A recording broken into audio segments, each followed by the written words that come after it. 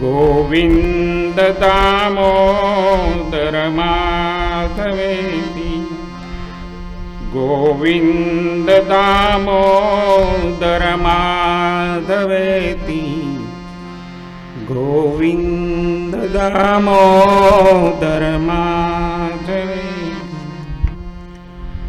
પ્રભુ નંદ કુમારો મેં સ્વામિની વૃષભાનુજા, કૃતાર્થોહમ કૃતાર્થોહમ કૃતાર્થોહમ ન સંશયો. સચ્ચિદાનંદ રૂપાય વિશ્વોત્પત્યાદિ હેતવે, તાપત્રય વિનાશાય શ્રી કૃષ્ણાય વયમ નમઃ. નારાયણં નમસ્કૃત્યં નરં ચૈવ નરોત્તમં, દેવી સરસ્વતીં વ્યાસં તત્તો જયામુદીચ્યતે, તત્તો જયામુદીચ્યતે. બોલીએ કૃષ્ણ કનૈયા લાલ કી જય, ભાગવત ભગવાન કી જય, દ્વારિકાધીશ કી જય, ગોવર્ધનનાથ કી જય, સદગુરુ ભગવાન કી જય, ચામુંડા માત કી જય, મેલડી માત કી જય, अपने अपने माता पिता की जय, अपने अपने कुलदेवी माता की जय, अपने अपने गुरुजनों की जय, ग्राम देवों की जय, भूदेवों की जय, रामचंद्र भगवान की जय, सत्य सनातन धर्म की जय, गंगा मैया की जय, यमुना मैया की जय, गौ माता की जय, धरती माता की जय, भारत माता की जय, गजानन गणपति महाराज की जय, पवन सुत हनुमान जी महाराज की जय, उमापति महादेव की जय. ओम नमः पार्वती पते, हर हर महादेव.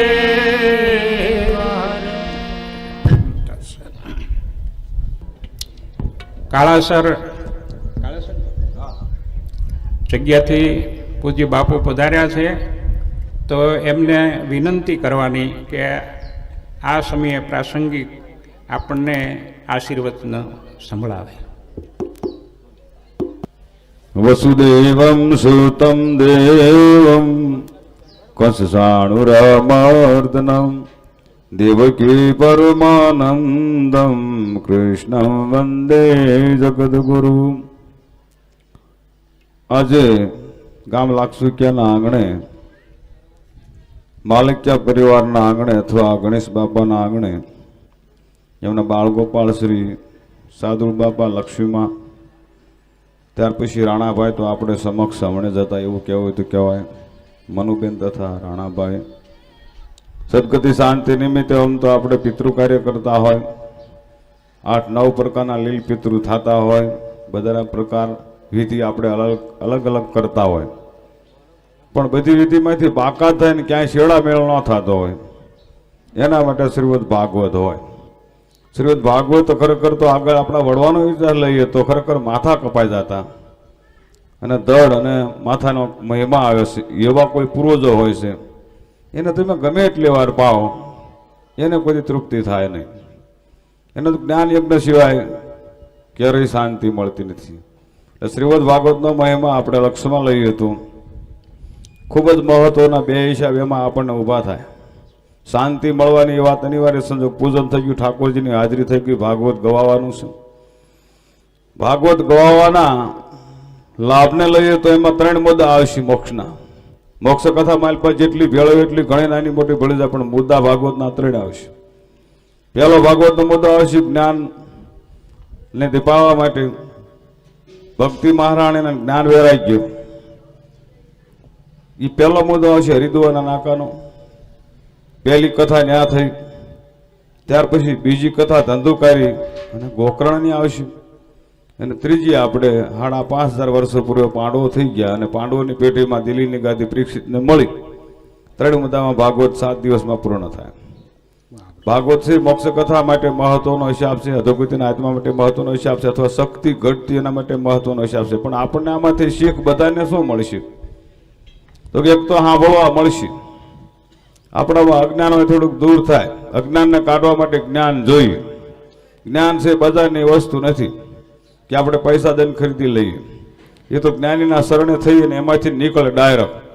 ભાગવત આપણે વાંચીએ, વેદ વાંચીએ, પુરાણ વાંચીએ, પણ એની ગમ પડે એવું નથી. શું કહેવા માંગે એ વાત સમજાયું નથી. પણ સમજદાર હોય, જ્ઞાની હોય, એને એનો અભ્યાસ કર્યો હોય, એની અનુભવી હોય, એની પાસેથી ડાયરેક્ટ આપણે સાર સાથે જ્ઞાન વિચારવા જેવું હોય છે. એટલે એક તો જ્ઞાનની ભૂમિકા સાથે અજ્ઞાનનો થોડોક નાશ થાય, અથવા આપણને શીખવા મળે અથવા સમજવા મળે. એક લાભ એ મહત્વનો થાય.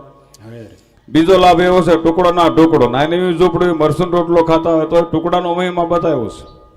તો સમય સારો છે, ભગવાનની કૃપા છે. આગળના વડવા આપણા મરસું રોટલો ખાય અને બધા વી ગયા ત્યારે સમય આપણે સારો જ ગણીએ છીએ. પણ ધન સંપત્તિને કાંઈ વાપરવું હોય ને કિંમતનું ઝાડું જબરું કરવું હોય ને તો તીદી ન થાય એવો સમય હતો. વટાણનો સમય એવો, તમારે જેવડું કિંમતનું ઝાડું કરવું હોય એવો સમય એવો સગવડતા છે. જે આપણે વાપરીશું ટુકડા ટુકડો ઈશ્વરી બેક સિદ્ધાંત મત પ્રમાણે એને પાછું જ આપે, ખૂબ જ મળે. 2 પ્રકારના લાભ સર્વ કોઈને મળે.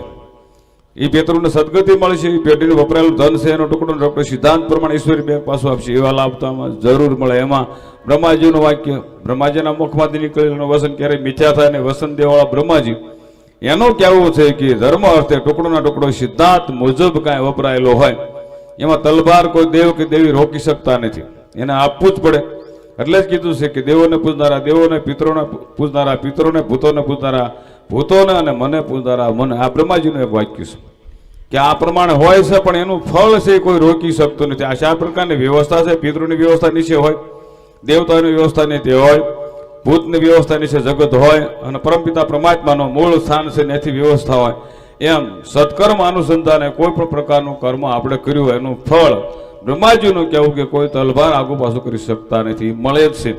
એમ ભાગશાળા આયતમાં શ્રી રાણાભાઈ તથા સાદુલ બાપા પરમપિતા પરમાત્મા એને ખરેખર 7 દિવસની કથા છે. એમાં બધાને મોક્ષ અપાતો જતો હોય છે. એની હારી હારી આપણે હરાતમાં જેમ ભેળવીએ ને કે 3જા વરે આપણે અધોગતિ માર્યા ભાઈ, આપણે મરણ પછી દાડો કર્યો હોય તો તોય પોગ્યું નહીં, પાછી એમ કરતા હોય, મોરીઓ કળપતા હોય તોય રહી ગયું. તો 3જા વરે હરાત ભેળવી શું? તો રહી ગયું તો તેથી ભળી જાય. એમ આ જ્ઞાન યોગ છે. આમાં બધાની જો મેં હમણાં જ કથાની વાત કરી, જ્ઞાન ભેળાઈ ગયો. 2 ભક્તિ મહારાણીના દીકરા છે, એના હારે આત્માને ભેળવવાનો. ત્યાર પછી એમ કહેવાય છે કે બીજો મુદ્દો આવે છે, આપણે જેમ પિંડદાનમાં 2 પિંડા ભેળા કરીને ભેળો તો પિતરોને, એવી જ રીતે આમાં જ્ઞાન ચક્ષુના આધાર ઉપર એમ કહેવાય છે બીજો મુદ્દો આવ્યો કે ધંધુકારી અને ગોકર્ણ એનો જે ઇતિહાસ, એની જે કથા છે એને મોક્ષ મળે, એના હારે આત્માને ભેળવવાના. ત્યાર પછી ત્રીજી મોક્ષ કથા, 3જો સ્ત્રોમાં આવ્યો કે મોક્ષ કથા પરીક્ષિત નહીં આવે, એમાં આત્માને ભેળવવા. એટલે જેમ આપણે પિંડદાન કરતા હોય 3જા વરે અને પિતૃને ભેળવતા હોય, એ જ રીતે સદગતિનો જે માર્ગ છે, ભાગવતની જે કથા છે, પરમ સ્ટેજ સદગતિના પ્રસંગો કથા, ગરુડ પુરાણ ઘણી બધી કથા આવે. પણ ભાગવતને પ્રધાન્ય પ્રથમથી સૃષ્ટિના આરંભમાં આપેલું છે. ભગવાન કૃષ્ણની હાજરી નથી એના પહેલાનો ભાગવત છે. અને ભગવાન કૃષ્ણ થયા પછી વધારે પ્રસિદ્ધ થયું. જેમ રામનું નામ જૂનું છે, સચ્ચા રામાવતાર થયું એટલે રામનું નામ પ્રચલિત થયું. એવી જ રીતે મોક્ષ માટે ભાગવત કથા છે એ ખૂબ જ મહત્વની છે. સમય વર્તે સાવધાન, સમય સાથે વર્તવું માનવની ધર્મ ફરજ છે. મર્યાદા સાથે જીવવું માનવની ધર્મ ફરજ છે. સમય સાથે મારે બીજા ઠેકાણે જવાનું પણ હોય. પરમપિતા પરમાત્મા ઠાકોરજીને પ્રાર્થના કરી, ભગવાન વિષ્ણુને પ્રાર્થના કરી, ભગવાન બાલકૃષ્ણને પ્રાર્થના કરીએ કે જે આપણે કાર્ય આરંભ્યું છે નિર્વિઘ્ને એની કૃપાથી પાર પડે. આ કથાનો લાભ કંઈક આત્માઓને મળે, કંઈકનું કલ્યાણ થાય. અને માલિક્યા પરિવારનું જેટલું ધન વપરાય એટલું લેખે સડે ઈશ્વરી બેક અને સત્વરે પાછું આપે એવી ભગવાનના શરણમાં પ્રાર્થના કરીએ. આશીર્વાદ તો આપણે બોલીએ પણ પૂરું તો ભગવાને જ કરવાનો હોય. જે માતાજીના ભૂવા ખમા કહીને બોલી જાય પૂરું તો માતાજીને જ કરવાનું હોય. એમ કોઈ પણ નિષ્ઠા સાથે ભૂદેવો બોલી જાય તો પૂરું બ્રહ્માજીને જ કરવાનું હોય. બ્રાહ્મણો છે, બ્રહ્માની પેઢી છે, એ બોલે તો એ બ્રહ્માને પૂરું પાડવાનું. એમ જે જેના ભક્તો હોય, જે જેના ઉપાસક આસ્તિક હોય એના મુખમાંથી નીકળે આશીર્વાદ એ એના નિષ્ણાંત કરેલા નહીં કે એ સિદ્ધાર્થમાંથી ઈશ્વરી બેગ બધાને આપતું જ હોય છે. એમ ભગવાનને પ્રાર્થના કરી કે સર્વમય જયતે બધાનું જયતે કરવાવાળા ભગવાનના છે. એટલે ભગવાનના શરણમાં પ્રાર્થના કરી કે હવે આપણે ખરેખર નિષ્ઠા ચિત્ર શ્રી ગણેશાય કરીને આપણે ખરેખર આમ કરવું છે. મંત્ર આપણે જાહેર કર્યું. હવે આપણે શ્રીમદ ભાગવત કથા ભગવાન કૃષ્ણના ગુણગાન ને માલપા આવતા આત્માના નામ સાથે ભાગવત કથાને શાસ્ત્રીજી દીપાવશે અને ભગવાનને પ્રાર્થના કરી કે આ કથા 7 દિવસમાં સરસ મજાની દીપે અને ભાવના સાથે પૂર્ણ થાય એ ભગવાનના શરણમાં પ્રાર્થના. ઠાકોરજી મહારાજની જય. રામચંદ્ર ભગવાન. આ સાંપણ તૈયાર બધાને પાસે પૂજ્ય બાપુએ બહુ સરસ વાત આપણને કરી. મહાપુરુષો જે છે ને બાપ, એનો ફાયદો જ આ છે. એમની વાણી બિલકુલ દેશી છે, પણ જ્ઞાન એટલું બધું ઊંડું છે કે એનું માપ ન નીકળે. એમને ટૂંકામાં આખી ભાગવતનો સાર કહી દીધો આપણને. તો આ તકે આવા મહાપુરુષોએ અહીંયા પગલાં કર્યા, એમના હસ્તે દીપ પ્રગટાવ્યો, એમના હસ્તે પોથીજીનું સ્થાપન થયું, ઉદ્ઘાટન થયું આપણે પારણનું, એ આપણા સદભાગ્ય કહેવાય. અને આમ જુઓ ને તો અહીંયા જ આપણો સંકલ્પ પરિપૂર્ણ થયો, એની આ બધા સુકન છે. તો બાપુનો અહીંયા પધારવા બદલ ખૂબ ખૂબ ધન્યવાદ. અને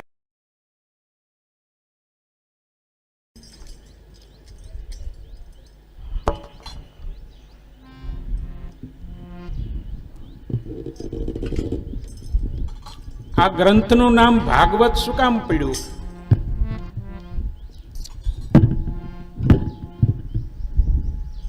વિદ્વાનોનો મત છે કે ભગવતા પ્રોક્તમ ઇતિ ભાગવતમ, અથવા તો ભગવતા ઉદિતમ ઇતિ ભાગવતમ. ભગવાને પોતે જે કીધું છે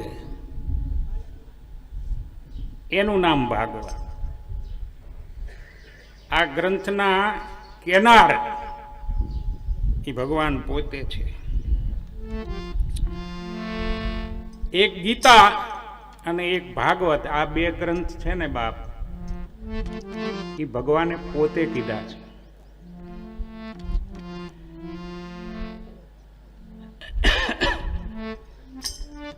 બ્રહ્માજીને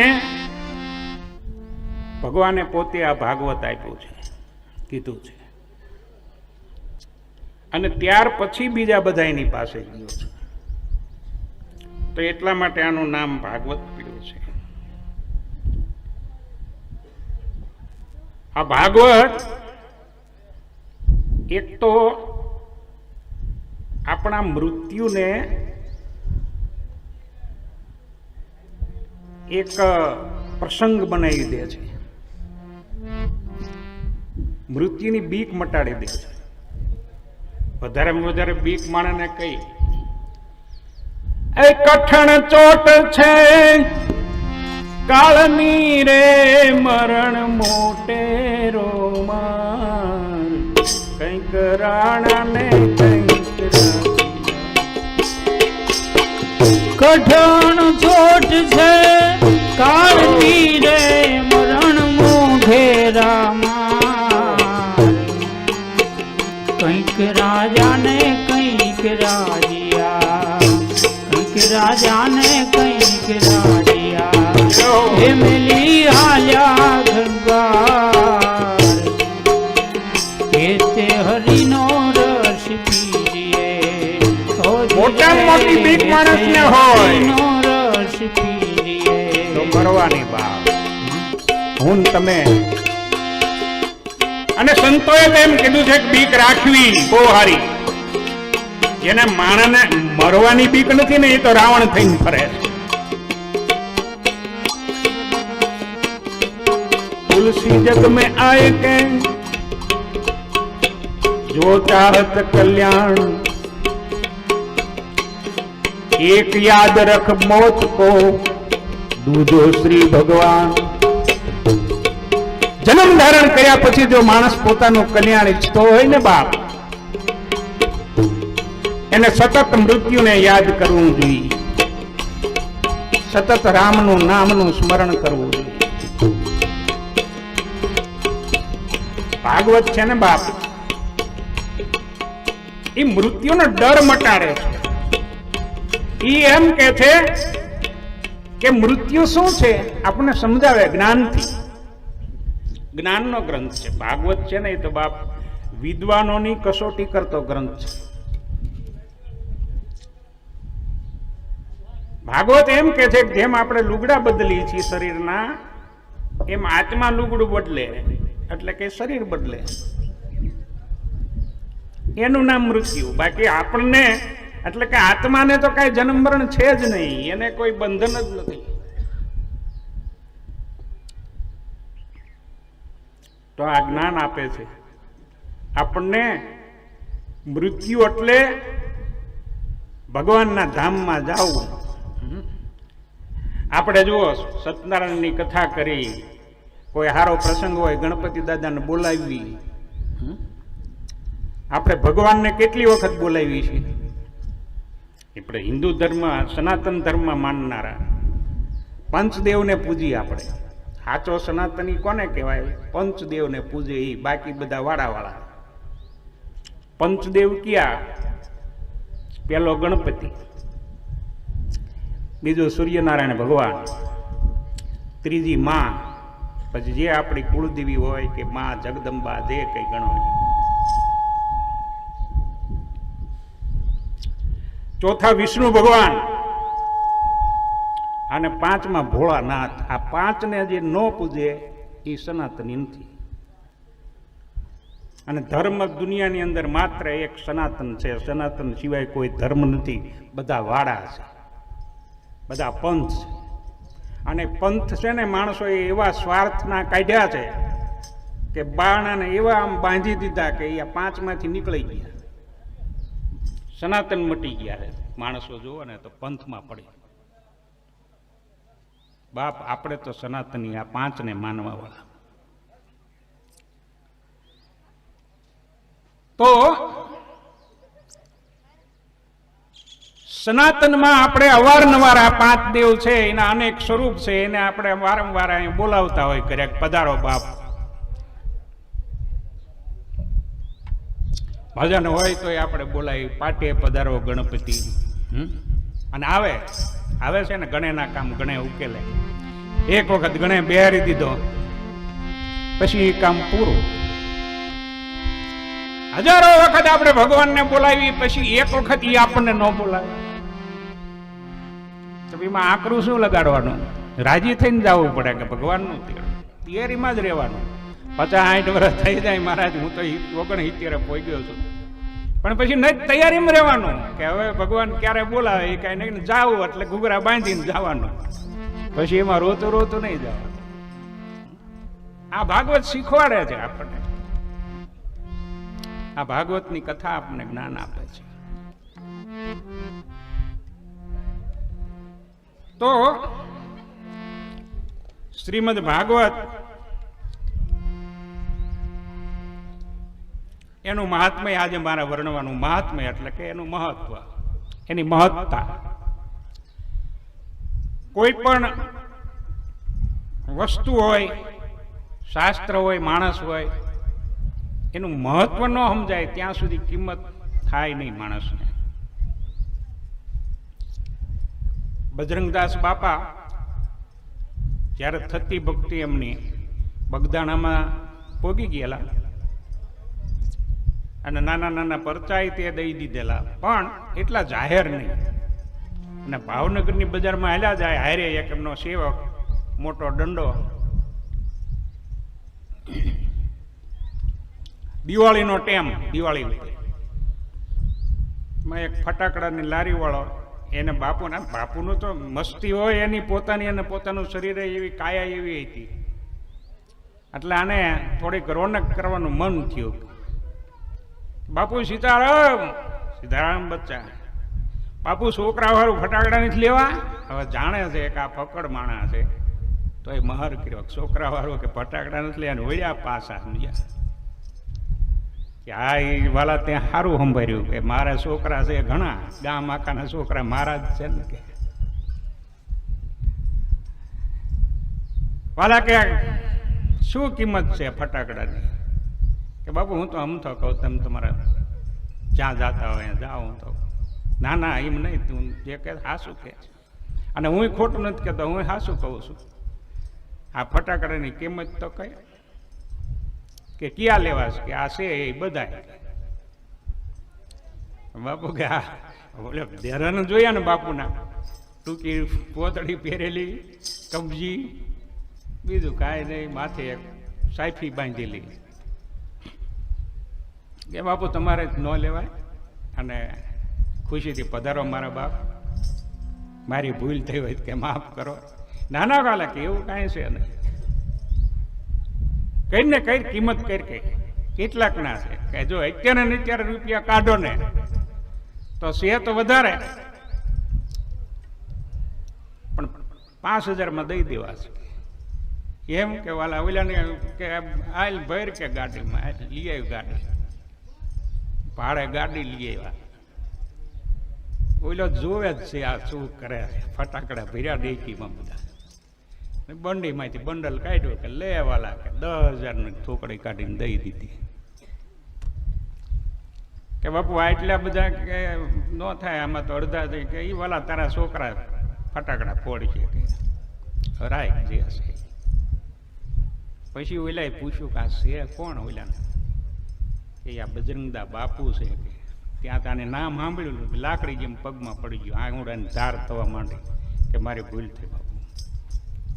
એમ જ્યાં સુધી માણસનું મહાત્મ્ય ન સમજાય ત્યાં સુધી એને કદર ન થાય, ત્યાં સુધી એના ઉપર ભાવ પેદા ન થાય, ત્યાં સુધી એના ઉપર આસ્થા ન બંધાય. એટલા માટે શાસ્ત્રોમાં એવું નક્કી કર્યું, કોઈ પણ પુરાણની કોઈ કથા કરો તો પેલા કળિયુગના માણસોને એનું માધ્યમ કહેવાનું, એટલે એને શ્રદ્ધા બે સાંભળવા આવે. કારણ કે કળિયુગનો માણસ મફતમાં સાંભળવાય નહીં આવે,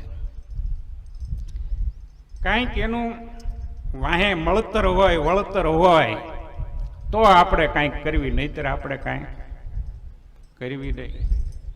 આ સ્વભાવ છે માણસ. તો એટલા માટે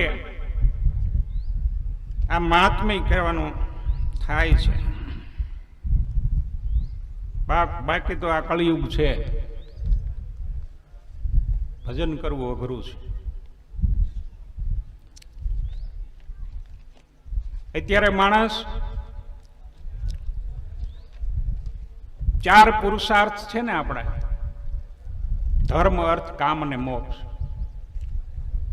એ 4 પુરુષાર્થ માણસ ન મેળવે તો એ પાસો થાય, એનો આંટો કફળ જાય. શાસ્ત્ર એમ કહે છે કે મનુષ્યએ આ શરીર ધારણ કર્યા પછી 5 પુરુષાર્થ મેળવવા પડે. ધર્મ, સૌથી પહેલા ધર્મ મેળવવા. હવે પહેલા તો ત્યાં જ આપણે શેટા પડી જઈએ છીએ. બીજા નંબરમાં અર્થ, અર્થ કરતા રૂપિયો, ધન, એને આપણે હારી પાટ પેટકીડો છે, પણ એ પૂરો પડતો નથી. આપણે લાખ જોતા હોય તો 75 જ મળે છે, અને લાખે લાખ મળે તો 5 લાખનું આવીને ઊભું રહેશે કામ. એટલે અર્થ પૂરો પડતો નથી. જિંદગી આખી માણા એની વાંહે દોડે, નહીતર ખબર છે કે અહીંયા તો આવવાનું નથી, આ ધન છે, અહીંયા ધનની જરૂર છે. શાસ્ત્ર એમ કહે છે ખૂબ કમાવો, પણ ધર્મની મર્યાદામાં રહીને કમાવો. આપણે કમાવામાં ક્યાંય ધર્મ જોતા નથી. આપણે ધર્મને એક બાજુ મૂકી અને કમાણી ચાલુ કરી દીધી. ગમે એમ કરીને કમાવું, કદાચ લૂંટવાની તક મળે તો એ મૂકવી નહીં, પણ મૂળ લે હું ક્યાંકથી ભેગું કરું, ગમે એમ કરી. તો એ પાછો પુરુષાર્થ પૂરો નથી થતો, માણસને સંતોષ નથી થતો. બસ હવે મેં ખૂબ કમાઈ લીધું, હવે મેં ઘણું ધન ભેગું કરી લીધું. આવો કોઈને સંતોષ હોય તો કહો? કોઈને નથી. ત્રીજો કામ. કામ કહેતા આપણી ઈચ્છાઓ, કામનાઓ.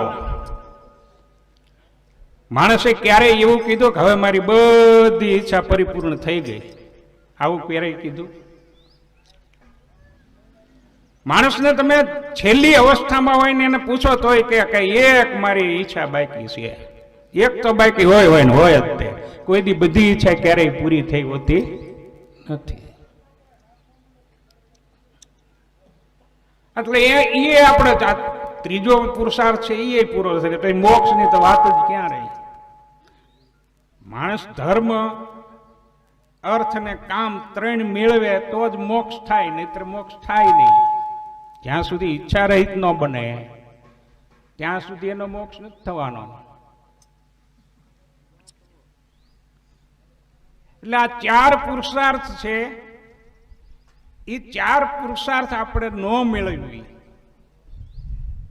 તો આપણે પુનરપી જન્મમ પુનરપી મરણમ પુનરપી જનની જઠરે સૈનમ આ ચક્કર હાલવાનું જ છે. અને આજનું નથી હાલતું, અબજો વર્ષ થઈ ગયા, ગણતરી ન થઈ શકે, મીંડા મૂકીને થાકી જાય. રામાયણમાં ભૂષણજીને ગરુડજીએ પ્રશ્નો પૂછ્યા છે, બહુ વાંચવા જેવો છો. ઉત્તરકાંડ જે રામાયણનો છે ને ક્યારેક વાંચો, મજા આવી જાય તમને. ભૂષણજી કે મારા ઈષ્ટદેવ ઈ બાલક રામ છે, 5 વર્ષ સુધીનું જે ભગવાનનું સ્વરૂપ છે એ મારા ઈષ્ટદેવ. એટલે જન્મ થાય એવી મને ખબર પડે એટલે હું અયોધ્યામાં જતો રહું, અને એ 5 વર્ષના થાય ત્યાં સુધી એમની હારે હું રમું, એ મારી હારે રમે. ક્યારેક એમની એઠી પૂરી પડી જાય તો હું ખાવ, અને એ મોટા થાય એટલે હું મારા ધામમાં આવતો રહું. આવા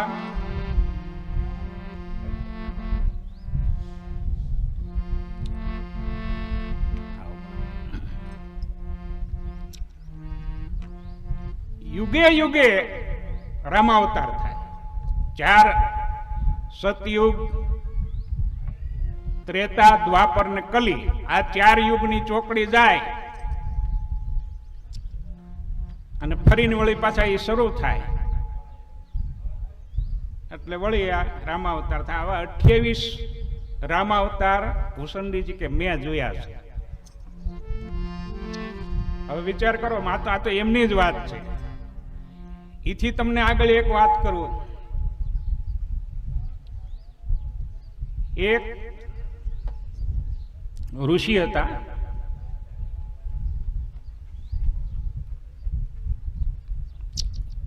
એ એક વખત ઇન્દ્રને મળવા જતા હતા, અરે નારદજી મળવા જતા હતા. એટલે બહાર વિશ્વકર્માએ રોક્યા કે એ પ્રભુ મારું દુઃખ મટાડો. પણ તને શું દુઃખ છે? તો કે દેવ થઈને તારે દુઃખ? કે દુઃખ ઈ છે, આ ઇન્દ્રએ મને એક કામ આપ્યું છે. કે શું? કે એવો મહેલ બનાવ્યો કે ક્યાંય દેવતાઓ પાસે ન હોય ને કોઈની પાસે ન હોય એવો કે મહેલ બનાવી દે. બધું મારે નવે નવું ગોતીને કે મૂકવાનું, બધું ક્યાંય ન હોય એવું. હવે એમાં કે મારે આ વર્ષો વીતી ગયા, એક ને એક કામમાં કાંઈ બીજું કરી શકતો નથી, બીજે ક્યાંય ધ્યાન દઈ શકતો નથી. ગમે એમ કરો કે મારો દુઃખ મટાડો. સારું કે હું જાઉં છું, થાય છે તો મહેનત કરીએ. પછી એમની પાસે વાયરલેસ હતા ને બધા, ધ્યાનમાં ઋષિને અરે સંદેશો જોઈન્ટ કર્યો ને કીધું કે અહીં પધારો, જરૂર છે તમારી. એટલે ઇન્દ્રની પાસે બેઠા હતા અને ઇન્દ્ર મહારાજે નારદજીને સ્તુતિ પ્રાર્થના કરીને આસન આપ્યું, બેઠા ને સત્સંગ કરતા. ત્યાં આ ઋષિ આવ્યા. એ ઋષિ આવ્યા ને એટલે નારદજીએ તે પગમાં પડી ગયા, દંડવત કર્યા. શરીર ઉપર એક કોપીન સિવાય કાંઈ ન મળે. એક પૂળો પડકે કડપનો. પછી કે થોડીક વાર ઇન્દ્ર ઓળખે નહીં, થોડીક વાર થઈ એટલે સત્સંગ કરીએ ને એ જતા રહ્યા. પછી નારદજીને પૂછ્યું કે આ કોણ? કે તમે નથી ઓળખતા? કે ના. અરે આ તો મહાન વ્યક્તિ છે, આની મહાનતાનો કોઈ પાર ન આવે. કે શું વાત કરો? હા, તમે એમના શરીર ઉપર જોયું કે આ નકરા રૂવાણા હતા, કે રીસડા કોઈ, પણ એક સાતીએ 1 રૂપિયા જેટલું ખાલી હતું. ત્યાં રૂવાણા નહોતા, કે 1 રૂપિયા જેટલું સકડું ખાલી હતું સાતી ઉપર. ત્યારે એ જ કે મહત્વનું છે. આ રોમેશ ઋષિ છે, અને ભગવાનનું એવું વરદાન છે એને, જ્યારે આ 4 ચોકડી જાય ને ત્યારે 1 મનુ જાય. 1 મનુનું વર્ષ પૂરું થાય, એનું રાજ પૂરું થઈ જાય, મન્વંતર કહેવાય. એવા 14 મન્વંતર જાય ત્યારે ઇન્દ્ર બદલાય, ત્યારે 1 ઇન્દ્ર બદલાય, અને એવા 71 ઇન્દ્ર બદલાય.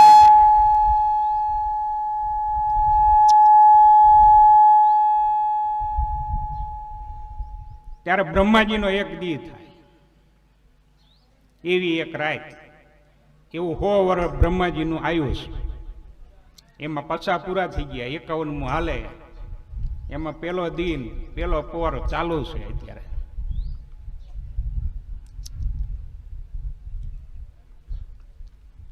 ઈ બ્રહ્માજીને 100 વર્ષ પૂરા થાય એટલે બ્રહ્મા બદલાય, અને ઈ બ્રહ્મા બદલાય ત્યારે આમનું 1 રૂવાડું ખરે.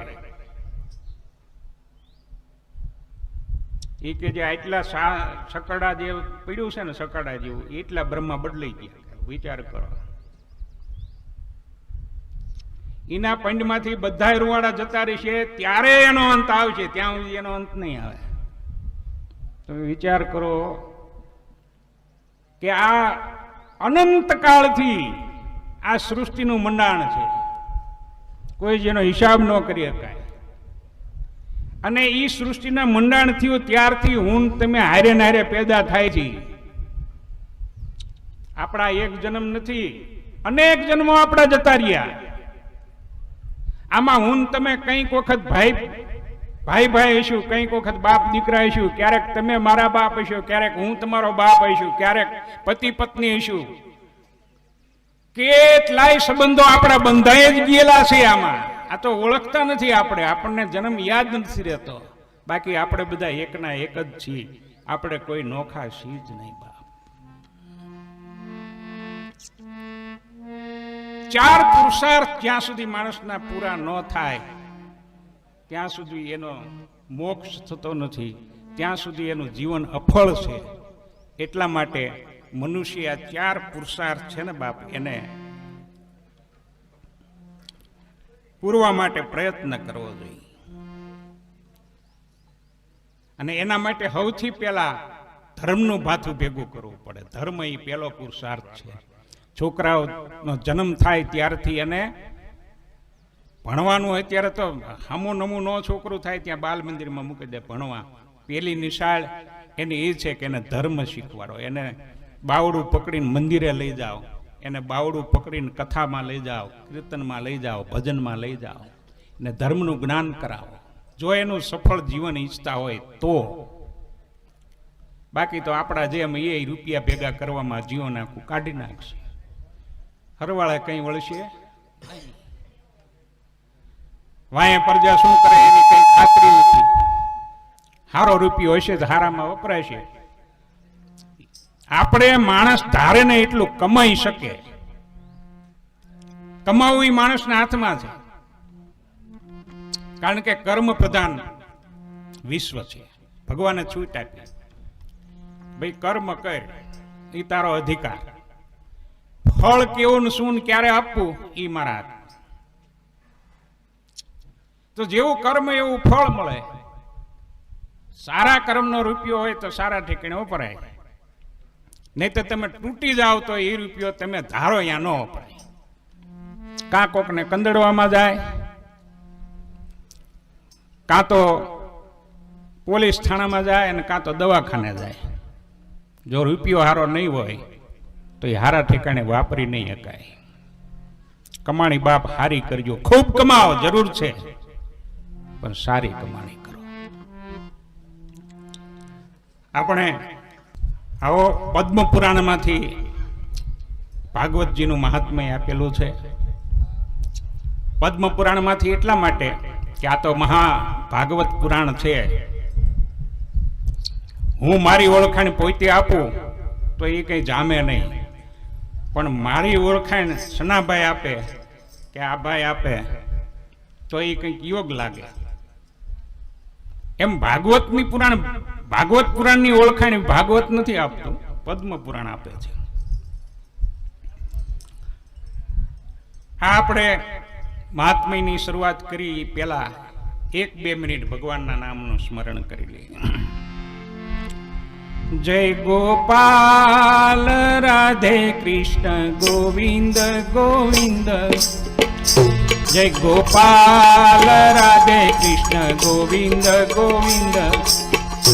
જય ગોપાલ રાધે કૃષ્ણ ગોવિંદ ગોવિંદ. ગોવિંદ ગોવિંદ જય ગોવિંદ ગોવિંદ. ગોવિંદ ગોવિંદ જય ગોવિંદ ગોવિંદ. ગોપાલ રાધે કૃષ્ણ ગોવિંદ ગોવિંદ. જય ગોપાલ.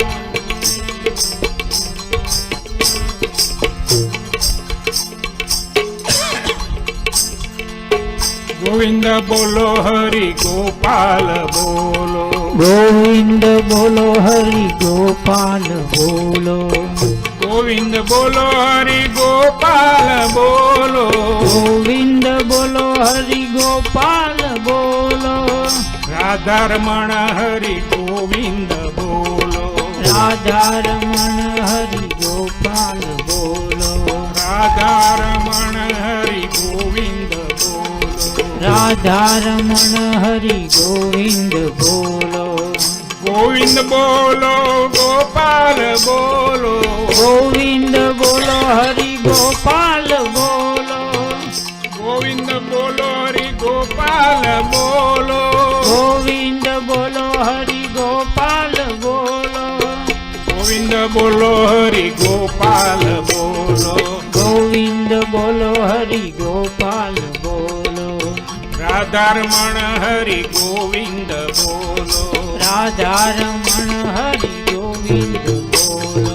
રાધારમણ હરિ ગોવિંદ બોલો. રાધારમણ હરિ ગોવિંદ બોલો. કૃષ્ણ કનૈયા લાલ કી જય. સૌથી પહેલા શ્લોકમાં સચ્ચિદાનંદ સ્વરૂપ ભગવાનનું વંદન કરે છે. સચ્ચિદાનંદ રૂપાય વિશ્વોત્પત્યાદિ હેતવે તાપત્રય વિનાશાય શ્રી કૃષ્ણાય વયમ નમઃ.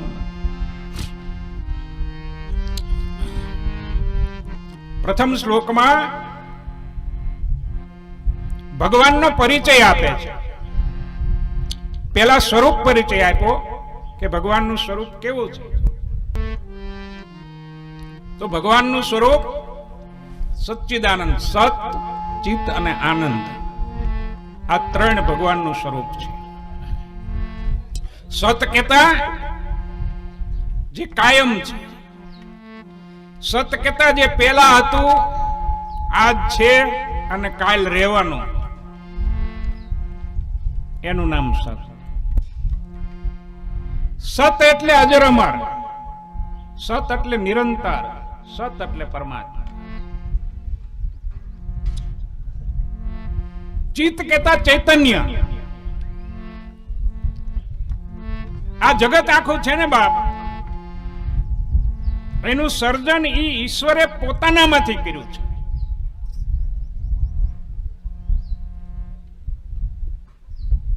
જેમ આપણે ગામડાના માણસોને ખબર હોય કે કરોળિયો જાળું કરે તો એ જાળાની દોરી ક્યાંથી લાવે?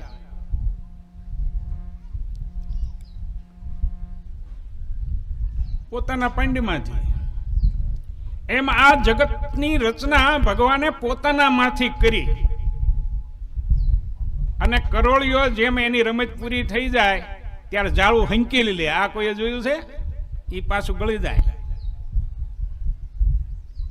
એમ જ્યારે આ રમેશ ભગવાનને જ્યારે હંકેલી હોય ત્યારે વળી પાછું પોતાનામાં સમાવી લે. એટલે જે કાંઈ છે આ બધું એમાં પથ્થરે આવી જાય, લોઢું આવી જાય, તમામ વસ્તુ હું તમે આવી જાય. એ બધું ચિત્ત સ્વરૂપ છે, કારણ કે ભગવાન ચૈતન્ય છે. આ લોઢું છે એ કાંઈ ચિત્ત નથી એવું નથી, આમાંય ચૈતન્ય છે. આજના વિજ્ઞાને આ સાબિત કર્યું છે. આજનું વિજ્ઞાન એમ કે છે કે પરમાણુ હોય ને, અણુમાંથી પરમાણુ થાય. નાનામાં નાનું કોઈ પણ વસ્તુનો નાનામાં નાનો અંશ એટલે અણુ, એને તે વિભાજન કર્યું, એમાંથી પરમાણુ કાઢ્યો. એ પરમાણુ જે છે એમાં 3 વસ્તુ, અત્યારે ચોથી એ ગોતી છે, પણ એમાં 3 વસ્તુ વિજ્ઞાને વર્ષોથી સાબિત કરેલી છે કે એક પ્રોટોન હોય, એક ઇલેક્ટ્રોન હોય ને એક ન્યુટ્રોન હોય. આ 3 વસ્તુ. એ પ્રોટોનના ફરતા ઇલેક્ટ્રોન અને ન્યુટ્રોન એ ફરતા હોય, એના ફરતા આ દરેક વસ્તુની અંદર. હવે ફરતા છે એનો અર્થ એ કે ચેતન છે તો જ ફરે ને. તો દરેક વસ્તુ છે ને ચેતન. એટલે તો તુલસીદાસજીએ રામાયણમાં લખ્યું છે કે જડ ચેતન ગ્રંથિ પડી ગઈ. આ મારા ને તમારા મગજમાં એક ગાંઠ વળી ગઈ છે, જડ ચેતન. બાકી જડ જેવું કાંઈ છે જ નહીં. આ દુનિયા આખી ચેતન છે. તો ભગવાનનું સ્વરૂપ સત, ચિત અને ત્રીજું આનંદ, પરમાનંદ સ્વરૂપ છે. આનંદ કોને કહેવાય? અખૂટ હોય, નિત્ય હોય. આજ આપણે કોકને કહી, હે ભાઈ તને આનંદ શેમાં આવે? એક હારો માવો ખવડાવી દે ને એટલે આપણને આનંદ આવી જાય. એ માવો ખાઈ દે આનંદ આવે, એ કેટલી ઘડી રહે. આજ હું તમે નવું લુગડું પહેરી આપણને આનંદ થાય કે વાહ મજાનો સરસ ડ્રેસ આજ આપણે પહેર્યો. એ એક વખત પહેરો આનંદ થાય, બીજી વખત આનંદ થાય, ત્રીજી વખત પહેરો, પછી 5મી 7મી વખત પહેરો ને એટલે તમને આનંદ ન થાય, મટી જાય. તો આનંદ જતો રહ્યો એને આનંદ ન કહેવાય. જે ઓછો થાય એને કોઈ દી આનંદ કહેવાય જ નહીં. જે નિરંતર રહે. નારદજી છે ને, એનો ફોટો તમે જુઓ તો એમાં ચોટલી ઊંચી દેખાય. એ ચોટલી શું કામ ઊંચી દેખાય? કે સતત નારાયણના નામનું સ્મરણ કરે છે. એ નારાયણ બોલે ને ત્યાં એને એટલો બધો આનંદ થાય ને કે એના રૂવાડા માતર બઠા થઈ જાય. એટલે ઓલી ચોટલી ઊભી થઈ જાય. એ ચોટલી બેહે ન બેહે ત્યાં વળી નારાયણ બોલે ત્યાં વળી ઊભી થઈ જાય. આ પ્રેમ, આ આનંદ, આનંદ જે છે ને એ બાપ ખૂટે નહીં, અખૂટ છે. તો ભગવાન આનંદ સ્વરૂપ છે. કેવો આનંદ? તુલસીદાસજીએ રામાયણમાં લખ્યું કે રામચંદ્રજી ભગવાન છે ને આનંદ સ્વરૂપ છે. આનંદ સિંધુ સુખ રાશિ, શિખર તે ત્રૈલોક સુભાષી. આનંદના સાગર છે ભગવાન રામ. પણ કેવો સાગર કે એના એક બિંદુમાં 3 લોકને શાંતિ થઈ જાય, આનંદ ઉદ્ભવી જાય. આવો આનંદનો સાગર ભગવાન છે. એ આનંદને પામવું હોય તો જગતની કોઈ વસ્તુ ન આપી શકે. એ સત્સંગ ને ભક્તિ સિવાય ક્યાંય ન મળે. એ તો જ્યારે પ્રેમરૂપ પરમાત્માની પ્રાપ્તિ થાય ત્યારે એ આનંદની પ્રાપ્તિ થાય. અને એના તરફ ડગલા માંડવા માટે આ બધા રસ્તાઓ છે. સત્સંગ, ભજન, કીર્તન, કથા એ આપણને એ બાજુ દોરી જાય છે ભગવાન તરફ. એ પ્રેમ તરફ આપણને લઈ જાય છે. એટલા માટે આ છે. તો આ રીતે પેલા એમનો પરિચય આપ્યો કે ભગવાન છે એ સચ્ચિત અને આનંદ સ્વરૂપ છે. સચ્ચિદાનંદ રૂપાય વિશ્વોત્પત્યાદિ હેતુ. આ કરે છે શું? એનો હેતુ શું છે ભગવાનનો? તો કે વિશ્વની ઉત્પત્તિ કરવી, એનું પાલન પોષણ કરવું અને એનો લય કરવો. ઉત્પત્તિ, સ્થિતિ અને લય, આ એનો હેતુ છે. શું કરે છે? તાપત્રય વિનાશાય. 3 પ્રકારના જીવ માત્રને તાપ હોય. આદિ દૈહિક, આદિ ભૌતિક અને આદિ દૈવિક. આ 3 પ્રકારના તાપ કહેતા દુઃખ. એ ત્રણેય પ્રકારના દુઃખને ભગવાન હરી લે છે. આ પહેલા શ્લોકની અંદર આ રીતે ભગવાનની વંદના કરી. તો ઈશ્વર છે ને બાપ, એ તો અત્ર તત્ર સર્વત્ર ભગવાન. ભગવાન સિવાય કાંઈ બીજું છે જ નહીં.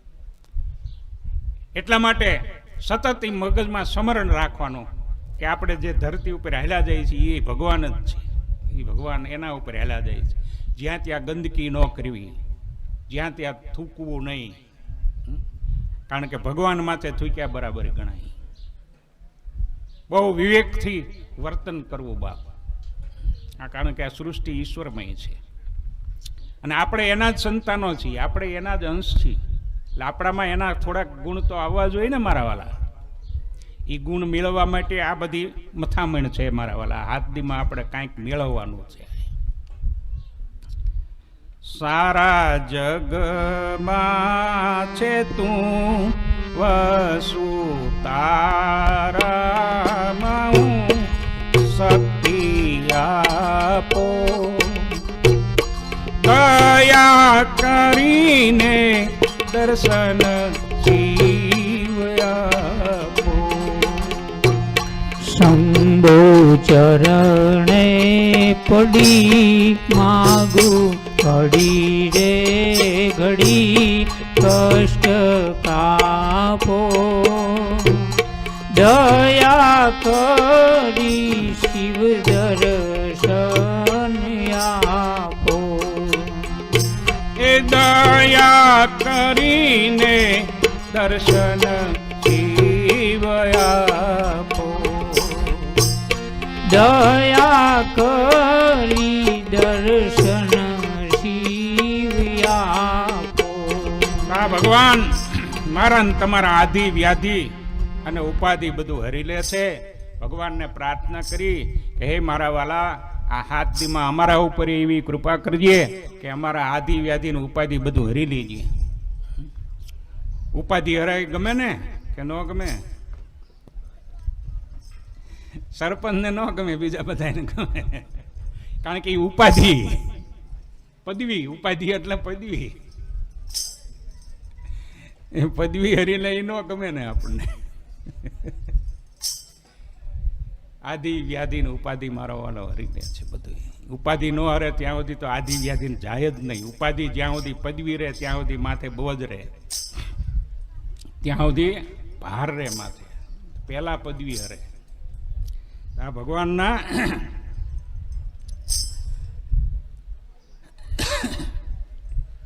બીજા શ્લોકમાં સુખદેવજીની વંદના કરી છે. ત્યાર પછી સુખદેવજીને પ્રણામ કરી અને કથાનો આરંભ કરે છે. 88,000 ઋષિઓ ભેગા થયા છે સતયુગની અંદર. સતયુગમાં માણસની 1 લાખ વર્ષની આયુષ્ય છે. અને એ વખતે 10 ફૂટની ઊંચાઈ હતી માણસની. પછી ત્રેતા આવ્યો.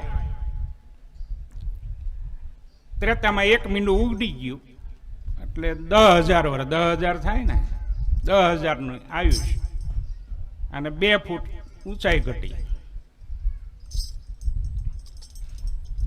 પછી આવ્યો દ્વાપર, એમાં 1 મીંડું વળી ઉડ્યું એટલે 1000 વર્ષની આયુષ્ય, વળી 2 ફૂટ ઘટ્યા.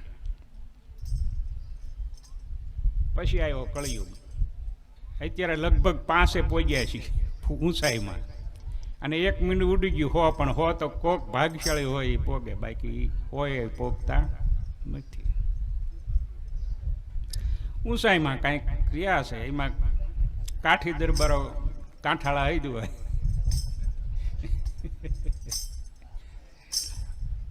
પણ એવી ને એવી પાછી ઓલી અંદરની એ મોટાઈ રાખે ને તો બાપ એમ ઉજળા પાંખા થઈ જાય હો. બાપ છે, બાપ કોને કહેવાય? હે, કાઠી દરબારોને બધા બાપુ શું કામ કહે છે? એનો હેતુ છે પ્રજાને જો દીકરાની જેમ પાળે ને તો જ ઈ સાચો બાપ. દારા જ નકરા કરે તો નહીં. બાપ બે કામ કરે, દારા કરે ને પાળે તે. એટલે ઠીક છે, ટાઈમે કરવો પડે દારા, પણ નકરા જ દારા નહીં, પાળવાના હોત. તો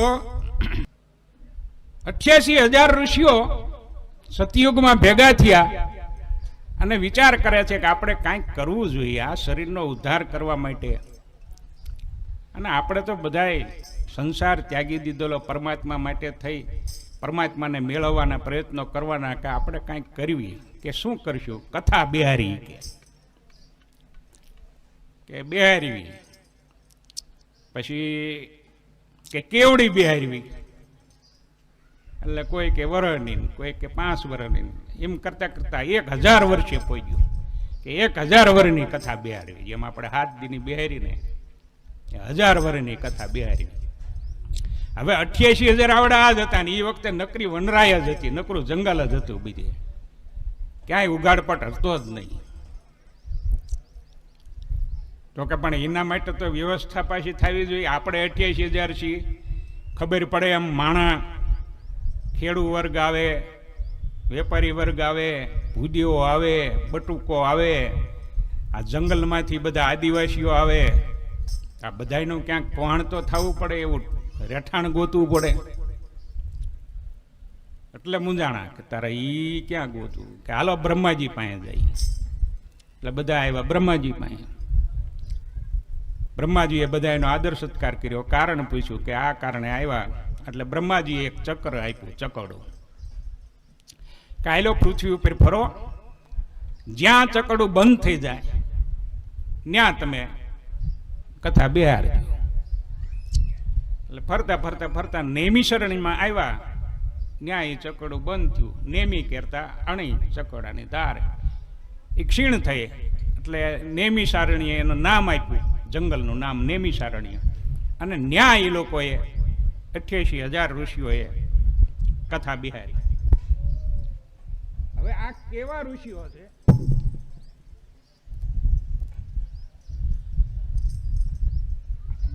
જેનું લાખ વર્ષનું આયુષ્ય હોય અને હજારો વર્ષ જે જીવી ગયા હોય, અને જે ભગવાનમય હોય એને શું બાકી રાખ્યું હોય? એકે એક ઋષિ બધા શાસ્ત્રોને ઘોળીને પી ગયેલા. આવા અઠંગ છે બધા, એક એકને આમ ટકોરા મારે એવા, એક એકથી ચડ્યા હતા. સ્થાન મળી ગયું, 1000 વર્ષ ટેમ નક્કી થઈ ગયો. પણ કે હવે વ્યાસ ગાદી ઉપર કોને બેરવા? કે બધા જ ન બે કે ત્યારે આમાં કોઈને તરવા એવું છે નહીં. આમાંથી કોઈ એકને આપણે એમ કહીએ કે આ બધાથી સારો જાણકાર એવું તો કાંઈ છે નહીં. બધા એક એકથી ચડે એવા. એ જ્યાં ચર્ચા કરતા ને મૂંઝાતા હતા, સૂતજી આવ્યા. સૂતજી આવ્યા એટલે બધા રાજી રાજી થઈ ગયા કે આ તો વ્યાસજીના શિષ્ય, અને આમનાથી બીજી કોણ કથા કહી શકે હારી. એટલે બધાએ ઊભા થઈને આદર સત્કાર કર્યો. જેમ આપણે હામયું કર્યું ને એમ હામયું કરવા આગળ દોડ્યા. હામયું કરીને પણ કે તમે કરો છો શું? આ મને એ તો કહો. કે અમારે જોતું એ જડી ગયું. પણ શું જડ્યું? કે ભાઈ અમારે વ્યાસ જોતા હતા, કથાકાર, એ મળી ગયા અમને. કે આખી વાત કરી કે તમે તમારા જેવા આવા ઋષિ મુનિઓ સાંભળનારા હોય તો મારે કથા કરવામાં શું વાંધો છે? એટલે એમને વ્યાસ ગાદી ઉપર બેહાર્યા અને કથાનું આયોજન ચાલુ થયું. પણ એક શરત મૂકી કે જો તમે આટલા બધા છો, પ્રશ્ન બધાને ઉદ્ભવે, કારણ કે આ તો બધા ચિંતનવાળા જ્ઞાનીઓ હતા, એટલે બધાને પ્રશ્નો નહીં પૂછવાના. જેના મનમાં પ્રશ્ન ઊભો થાય એ સનકાદિકને કહે. સનક સતાનંદને એ 4 ભાઈઓ જે હતા ને, લાગે 5-5 વર્ષના, પણ યોગીઓના યોગી, આદિ મહાત્માઓ, સૃષ્ટિ પેદા થઈ હતી ત્યારથી પેદા થયેલા. એ સતાનંદાદી જે 4 છે એને તમારે કહેવાનું ને એ મને કહે પછી એનો હું ઉત્તર આપીશ કે બરોબર છે. આ રીતે બધું આયોજન નક્કી થઈ ગયું કે બોલો હવે તમારે શું સાંભળવું છે, કે એક પછી એક બધું અમને 18 પુરાણ ને જે તમારા મગજમાં હોય બધું કેવા જ માંડો, આપણે 1000 વર્ષ સુધી સાંભળવું છે. એટલે એક પછી એક માંડ્યા પુરાણો ને બધી કથા કરતા કરતા કરતા કરતા અહીંયા ભાગવતે અટક્યા. અને પછી સતાનંદ સનકાદિક છે એ પ્રશ્ન કરે છે કે અત્યાર સુધી તમે અમને શિવજીની કથા કીધી, બીજી બધી ઘણી દેવીની કથા કીધી, હવે કથાનો સાર અમને કહો, કથાનું તત્વ અમારે સાંભળવું છે તમારી પાસેથી.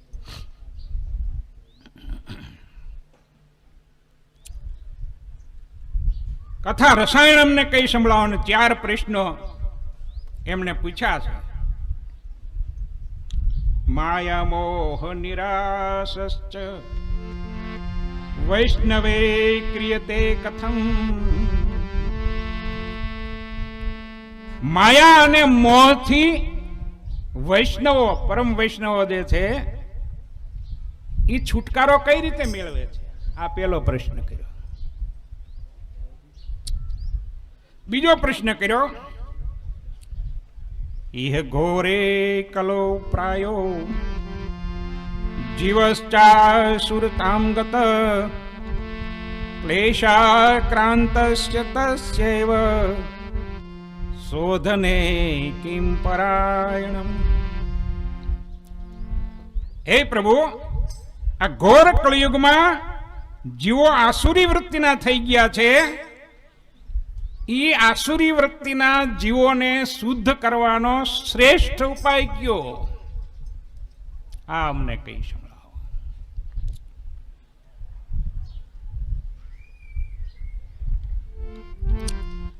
ભક્તિ જ્ઞાન વિરાગાપ્તો વિવેકો વર્ધતે મહાન. ભક્તિ જ્ઞાન અને વૈરાગથી મળનારા મહાન વિવેકની વૃદ્ધિ કઈ રીતે થાય. અને છેલ્લે ચોથો પ્રશ્ન કર્યો છે, શ્રેયસામ યદ ભવેચ્છેય પાવનાનામ ચ પાવનમ કૃષ્ણ પ્રાપ્તિ કરમ સસ્વત સાધનમ તદ્વદાદુના. કલ્યાણ કરનારામાં શ્રેષ્ઠ, પવિત્ર કરનારાઓમાં પણ પવિત્ર અને કૃષ્ણની પ્રાપ્તિ માટેનું જે શાશ્વત સાધન હોય એ હમણાં જ અમને કઈ સંભળાવો. જાણવાની બહુ ઉત્સુકતા છે, બહુ ઉતાવળ છે બધાને. અને પછી ઉપસંહાર કરતા કહે છે કે હે સુતજી, ચિંતામણી છે ને એ વધારેમાં વધારે લૌકિક સુખ પ્રાપ્ત કરાવે. કલ્પવૃક્ષ છે એ વધારેમાં વધારે સ્વર્ગના સુખો આપી શકે. આ બે નાશવંત છે. જો આપના જેવા ગુરુદેવ પ્રસન્ન થઈ જાય ને તો શાશ્વત સુખને આપનાર એ વૈકુંઠ ધામને પણ આપી શકે છે. તો હે ગુરુ, મારા ઉપર પ્રસન્ન થઈ અને કૃપા કરો. સુતજી કહે છે કે સાવધાન થઈને સાંભળો બાપ. વેદ ઉપનિષદ જેની જનની છે એવી ભાગવતની કથા હું તમને કહી સંભળાવું છું. પહેલા પ્રસંગમાં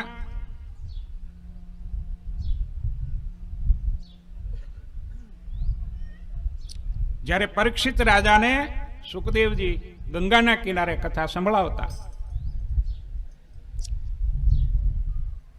ત્યારે દેવતાઓ અમૃતનો કુંભ લઈને ત્યાં આવે છે.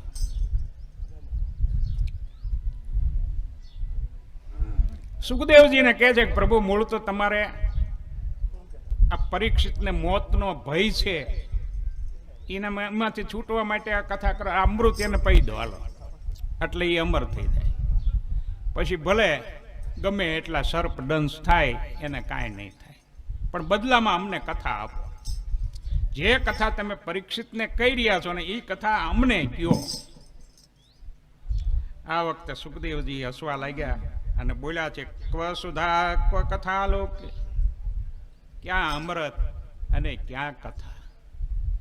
તમે હીરાને કથીરને એક હારે તોલવા માંડ્યા દેવતાઓ. મેં લુગડા નથી પહેર્યા, નાગો બાવો છું એટલે તમે એવું માની લીધું કે હું મૂર્ખ છું, ગાંડો છું. તમે લાયક નથી, તમને કથા ન અપાય, જાઓ જતા રહ્યો. પગાડી મૂક્યા બધા.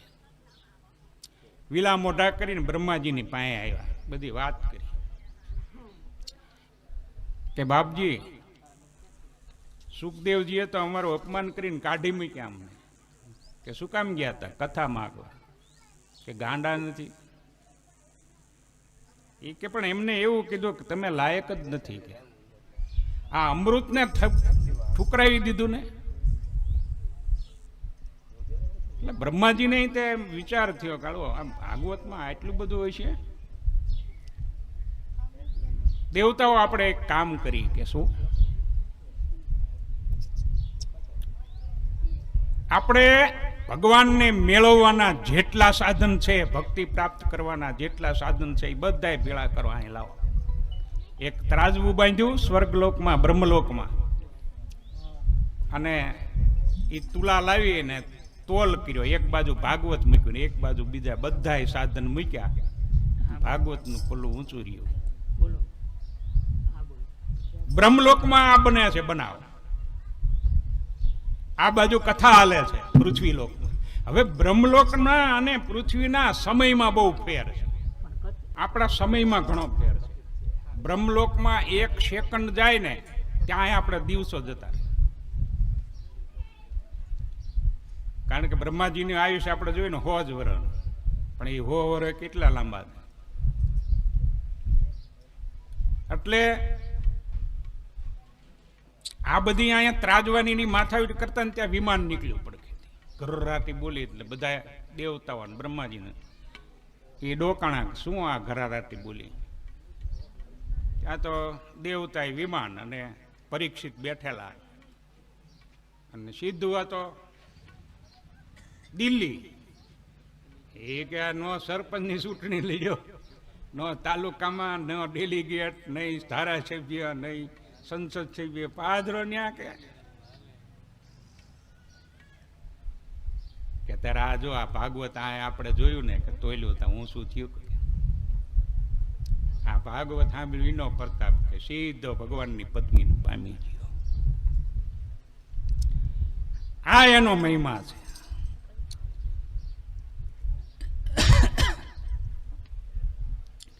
હે સનકાદી ઋષિઓ, આવી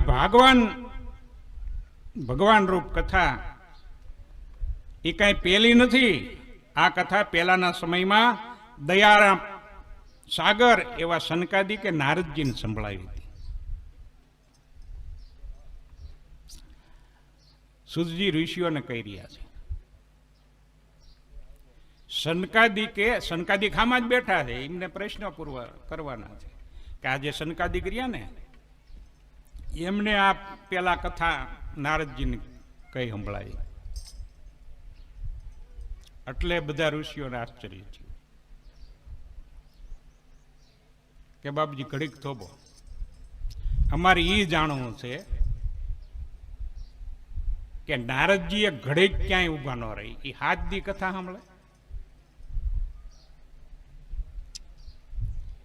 આવું શું બન્યું હતું કે એમને સાંભળવી પડી? આમને વિગતવાર કયો. એટલે કહે છે કે આ સનકાદી રહ્યા ને એમને જ મને આ વાત કરી હતી, એટલે હું તમને કઈ સંભળાવું છું. એક વખત જો સનકાદિક જે છે ને એ ચારેય ભાઈઓ છે, પણ કથા માત્ર જીવન, એમનું જીવન છે એ માત્ર કથા જ છે. કથા વગર જીવી ન કે આપણે ખાધા વગર ન જીવીને એમ કથા એમનો ખોરાક છે. કથા વગર એમનું જીવન નથી. ક્યાંય કથા સાંભળવા ન મળે ને તો હામાં બેસી જાય. એક ભાઈ કથા કરે ને ત્રણ સાંભળે, પણ કથા જોઈએ એમને, કથા વગેરે હાલે નહીં. એટલે કે અમે અમારો ખોરાક ગોતતા ગોતતા, કથાને ગોતતા ગોતતા બદ્રિકાશ્રમમાં આવ્યા. બદ્રીનારાયણ એમાં નારદજી વિલું મોઢું કરીને જાય, ઉતાવળા ઉતાવળા, હાવ ઢીલા થઈ ગયેલા કોથળા જેવા. એટલે અમને આશ્ચર્ય થયું કે જેના રોમ રોમમાં રામ વસે છે, નારાયણના નામનું સ્મરણ ઘડી કઈ મૂકે નહીં, સતત આનંદમાં રહેનારો માણસ, અને એના મોઢા ઉપર હોગ, શોક, આપણે હોગ કઈ દેશી ભાષામાં, સુધરેલો ભાષા શોક. શોકાતુર કેમ છો એ નારદજી? આમ બે બાકડા થઈને કઈ બાજુ દોડ્યા જાઓ છો? જ્યાં અમને સાંભળ્યું ને, આમ જોયું ને, જ્યાં સનકાદિક ને જોયા ને, ત્યાં તો નારદજીની આંખમાંથી આવડે ને ધારા થઈ ગયો. અરે બાપ, ધન ઘડી ધન ભાગ તમારા દર્શન થયા, મારું દુઃખ મટાડો, પગમાં પડ્યા. પણ શું છે વાત તો કરો.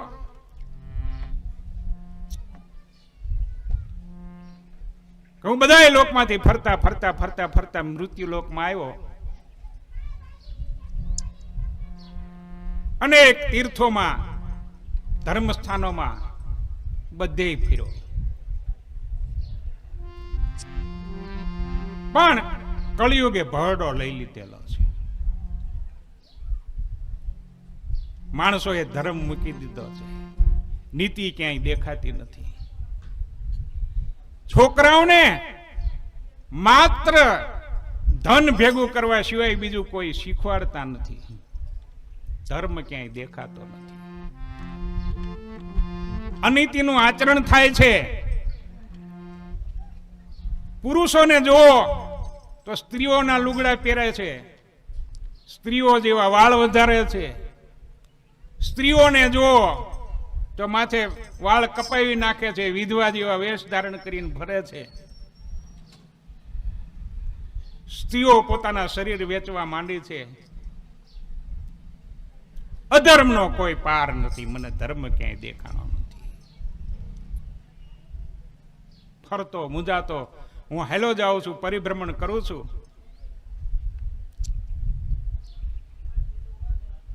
ફરતો ફરતો ગંગાના કિનારે આવ્યો છું. ત્યાં મેં એક કુતૂહલ જોયું. એક સ્ત્રી જે યુવાન છે, સુંદર છે, સુંદર વસ્ત્રાલંકાર ધારણ કરેલા છે, એને ફરતી બીજી ઘણી બધી સ્ત્રીઓ ઊભી છે, પંખા ઢોળે છે, બહાર નાખે છે, એની સેવામાં છે. અને બાજુમાં બે પુરુષ બેભાન થઈને પડેલા છે. આ સ્ત્રી રડે છે. મને કુતૂહલ થયું કે આ કોણ હશે અને શું દુઃખ હશે. અને આ તો બાપ સંત છે, પારકાનું દુઃખ જોવે અને જો થોભે નહીં તો એ સંત નહીં. સ્ત્રીને દુઃખી બાળી એટલે નારદજી એની પાસે ગયા કે બાપ કોણ છો, તમારો પરિચય આપો ને કેમ રડો છો? નારદજીને ભાઈ આટલે ઓળખી ગયા.